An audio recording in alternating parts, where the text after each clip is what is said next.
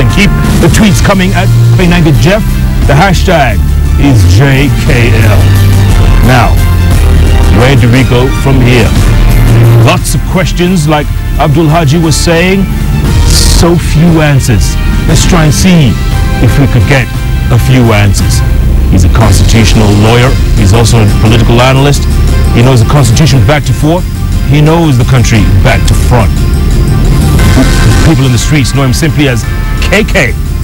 I call him Karanja Kabage. Hey, KK. Thank you, Jeff. Good to see you. It's a pleasure. Terrible, terrible, terrible. Any way you look at it, KK. I mean, I'm sure you used to visit this more frequently. And to see it now, the eerie feeling, the stench of death, you can smell the death coming out from in there, KK. I mean, it's a horrible situation. Well, this nation has gone through tough times. This is one of the most unforgettable nightmare of our nation. And I do hope that we will never have a repeat of what we went through. But we must move on.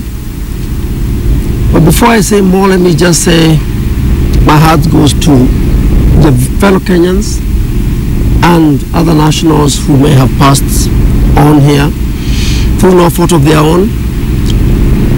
And I also give my sympathy to the families of those who died. At the same time, I would like to wish all those who are injured quick recovery. We need them. This nation cannot do without them. But I also want to commend the men and women of our armed forces and their guests who have really gave their lives to save Kenyans. Absolutely. That was great. Okay. That was great. All right. So we've moved to the next step, KK, which is, should heads roll? Who should be accountable for what happened here? Could this have been avoided? Could 9/11 have been avoided in the U.S.? It's always a big question. Now, should the head roll east, west, north, south? It's a big question. We may never be able to know the facts until a judicial commission of inquiry takes place. Hopefully, we might be able to get some facts about it. I would only request that we don't make too many judgments that are uninformed. But KK, Judicial Commission of Inquiry, come on. What is it going to tell us that we don't know? We know the why, we know the who, we know the where. What are they going to tell us that we don't know, KK? Well, you know, history is a very important lesson. We need to put together a document that will give a chronological account of what happened. Because right now, a lot of people can say, we know this or that. But it is sometimes based on emotions. It's based on hypothesis. It's based on, I heard somebody say this and that. It's always good to provide an organized thought on an issue of this nature. When you think of judicial commissions of inquiry in this country's history, KK, a lot of them end up gathering dust on a shelf somewhere. I know Kenyans are skeptical about that, but I believe sometimes there is no alternative to really documenting facts.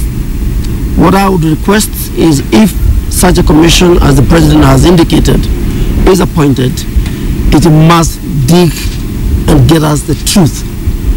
Because a nation that it cannot be able to face the truth or its ugliness, then is a nation that is doomed. Okay, at the same time, KK, because you're quick to praise the West sometimes in the way they conduct matters. And if this was the West, I can tell you there'll be at least 3 individuals who would have resigned that same Saturday afternoon. Yeah, that's possible. 13 days later, KK. That is possible. But we can never replicate what happens in other places. We can beg, we can look for benchmarks, we can look for standards. But I think, in my opinion, this is a very difficult situation, even for the men and women who should have been responsible. I do not think in their conscience they are sleeping comfortably. As a country, we have to learn a lesson, and the lesson is we must be vigilant. We cannot afford to be indolent in matters of security. Because you see, one of the most important responsibilities of a government is to secure homeland by way of ensuring that the security of individuals, their lives and their property is protected. And that is the highest price a nation can pay to protect his own citizens. Sure, okay, fine. So what does President Uhuru Kenyatta do now? Should he crack the whip? I think he should crack the whip. It is a must. One thing that it is important to me is that we must be a nation where people are held to account. But before we can hold people to account, short of individuals voluntarily resigning, this country has a constitution that does not allow people to be just judged arbitrarily. We have to be prepared to go through the due process, where a commission of inquiry is able to establish the facts. As of now, we don't know. And since we don't know, it is also not good to go into the blame game. Because when you get into that kind of a situation, you victimize innocent people. And that's not the intention. Sure. It's a question of getting who is responsible. Okay, but how about getting our house in order, KK, to avoid another Westgate? That's all I'm saying. We must. It's not even debatable. That is an absolute price that we must pay, that we must get to protect the lives and property of the Kenyan people. That's a must. Secondly, the government must ensure that whatever information they can have, whether it's a rumor or it's a fact, it must be taken with the seriousness it deserves, so that we can avoid a situation such as the one we have had here. And to me, it is the responsibility of the citizen, of the leadership of this country, to provide a secure environment for the citizen to be able to conduct their affairs in an environment that is free, in an environment that is secure, and in an environment where they can exercise their talent. They can exploit the opportunities that are there in the nation, and that can only happen when we have security of our homeland. Sure. Speaking of security, KK, what if it's discovered that some of the terrorists who were in here got away? It is a tragedy and almost inexcusable, because to us, we were made to understand that the security apparatus of this country has secured this place. And I do hope that none of them disappeared or went through thin air. Or the tunnels that we heard about. I have heard about the tunnels. But I am optimistic, at the same time very cautiously, that we need to ensure that we bring people to account who committed these heinous crimes against innocent individuals in our country. Yes. The world is looking at Uhuru Kenyatta right now, KK. They're looking at him to see what move he pulls off next. The ball is in his court right now. Let me put it this way. Since this very diabolic incident took place, the president has, in my opinion, demonstrated above average leadership qualities. He has calmed the nation. He has made people realize, yes, we can trust the president. Now, this is his 9/11 moment. This is his moment to demonstrate what he can do. He has to be decisive, and I believe so far he has demonstrated that, to ensure that we do not have a repeat performance of this kind of incident, which is really something that has made Kenyans fear for their lives. Yeah, absolutely. And you know why, KK? Because somebody dropped the ball. Let's face it, somebody dropped the ball. Absolutely. I mean, there's no question about that. It will not have otherwise happened if we had been vigilant in ensuring that the homeland is secure. Not only here at the Westgate, but the whole country. Yeah. It has to be secure for us to be able to move as a nation and be able to exploit the wonderful potentials in this country. Sure, you heard the president's speech, I think on day 3 or 4, when he said, talking about Somalia. Yes. Because one of the things that Al-Shabaab said was, Kenya's troop involvement in Somalia. Withdraw your troops. And he says there's no way we're going to withdraw your troops until you sort out your own house. Yes. Your thoughts? Should we withdraw from Somalia? I think you know very well, in the past I have been a very strong advocate of the and supportive of what the Kenyan men and women of uniform did when they went to Somalia. Now, the Al-Shabaab is not the government of Somalia, and they cannot order or command the Kenya government as to what to do and not to do. So, from my point of view, I think we must be steadfast in ensuring that we accomplish the mission. Yeah, okay, here's Dipan Shah, right? I'm reading a tweet here for you. He says, KK says, facts have to be documented, no heads rolled. Us Kenyans have short memories. We'll forget in 6 months. Yes. Dipan has a point there. I agree with him, but this is not the past. This is the present.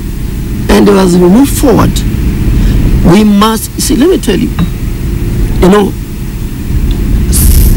Article 73 of our Constitution on leadership and integrity is very clear as to holding people to account for their actions and decisions.